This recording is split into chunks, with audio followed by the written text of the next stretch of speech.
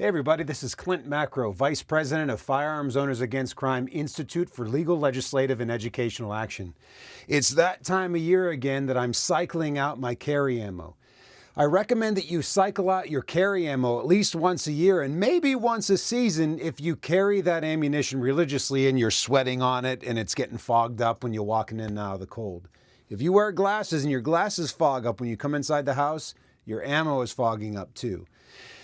It's a good idea to have a regular regimen, like a scheduled time, maybe on your birthday, New Year's Day, when you change the clocks, whatever. Have that be the time where you maybe change out your batteries and your red dots if you have a red dot on your gun, and also cycle out the ammunition.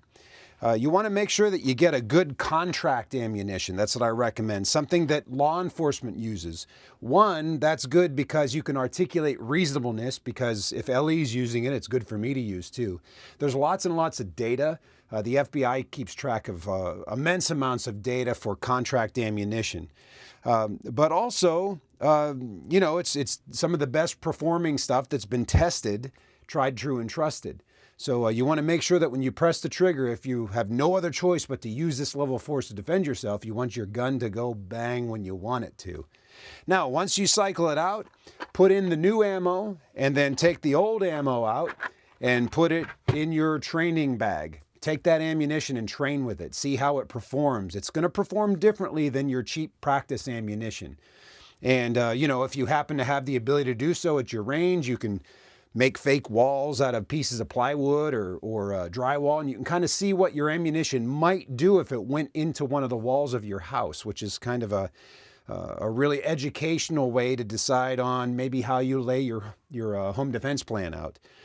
When you take the ammunition, go ahead and take the original box and write when you put it in service, what the date was, and I would even mark what magazine that you put that ammunition into. That way, especially if it's contract ammo, if you happen to have to use your gun to defend yourself, your defense attorney can get the lot number off of that box, know what ammunition it came from, and these major contract companies keep segments of each lot of ammunition that your defense attorney very likely could get a hold of a sample of that, and they could use that for ballistic testing. Now, a lot of defensive ammo comes in boxes of 20. And, if your magazines are less than 20, keep the extra real ammo or the new ammo in the box. And then that way, too, if ever you have to unload your gun, say you have to travel or unload your gun, then take that round that was in the chamber, put it aside, and replace it with one of these. Take that round that was in the chamber and put it into your practice ammo. You don't want to reuse the same round if it's been chambered several times. That can cause setback and maybe change the pressure of that cartridge, which could potentially be a catastrophic failure.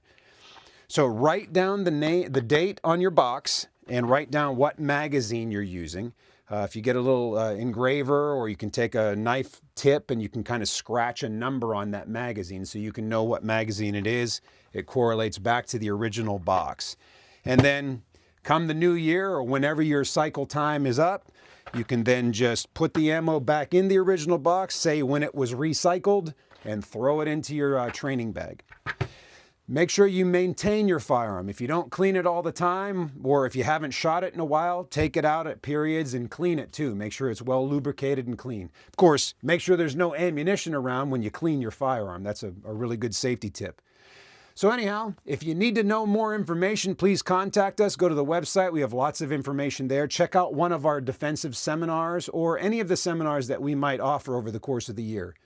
My name is Clint Macro, Vice President of FOAC Institute, and I hope to see you in a class or on the range.